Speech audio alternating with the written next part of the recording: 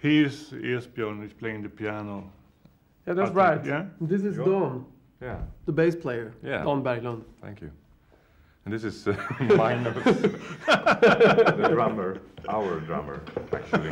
It's our drummer. My drummer. You know, the drummer is the musician's best friend. Yeah. I know. No. Woof, woof, woof. We started as a duo, actually, from the really beginning. Or wasn't it? Yeah, it was a duo, piano and drums. And we were singing, both of us. Yeah.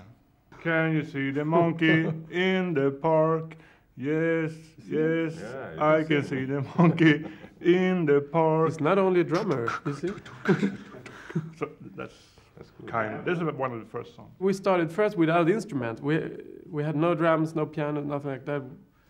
I was banging the guitar and playing kazoo. And you were playing on the cans. I built a drum set with my father's empty painting cans, you know. So I play on them. Play the melodies on them. we were doing music by Slade. Yeah. I mean, without chords. Magnus was playing the melody, I was singing the melody or playing it on the kazoo. And at the same time, somewhere up north in Sweden, the deep. What were you doing? I was banging the bass. No, actually, I began banging the guitar as well. I played a lot of folk music. No. Great. And then I started to play hard rock with a band called Dizzy. When I asked Dan to join the trio, we were immediately after that we were going to Chile to play in South America. And right after that we were recording our first album. That was '93. But during that time I was doing all the bookings, calling all the people to tell them that they should book the trio because we're so great. That was really hard work. But for some reason I got it together so I could keep them, you know, playing with me. Because there was, I mean, of course we like to play, but during that period of time it was really hard. You have to play with a lot of different bands to survive, to get money, I mean, to pay your bills. And but we got enough gigs to stay together. Yeah. First I learned how to play, you know, just simple chords like C major or C minor, and we were doing music out of that.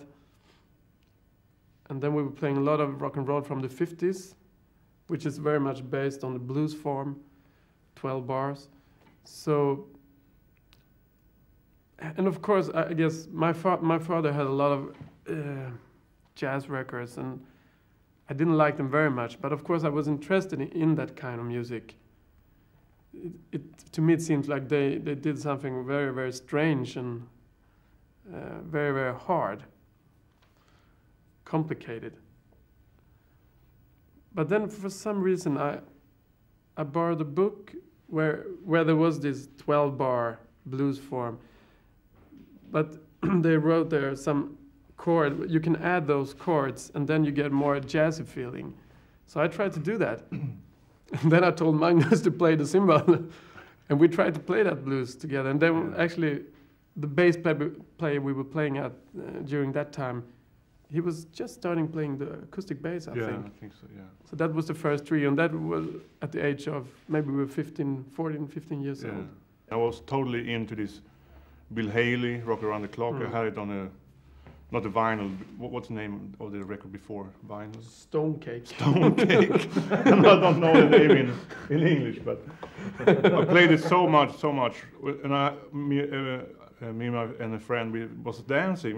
We came home from school and started to put it on and then just standing and dancing. We had a tambourine and playing. Yeah. And then one day my older brother took it away for a party at school and he broke it. And I was so mad at him. I remember in the morning when I woke up, I saw the record in pieces. Whoa. Wow. But he was a little bit stronger than me, so I couldn't do anything about it. Couldn't punch you.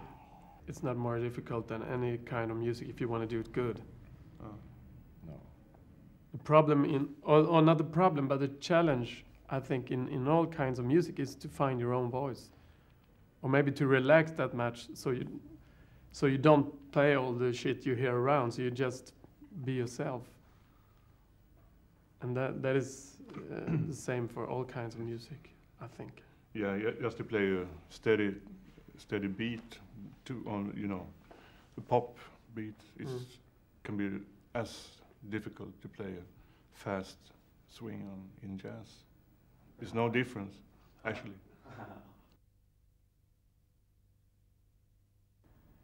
For example, on a piano solo, I can play rock bass with ordinary acoustic sound, but rock riffs.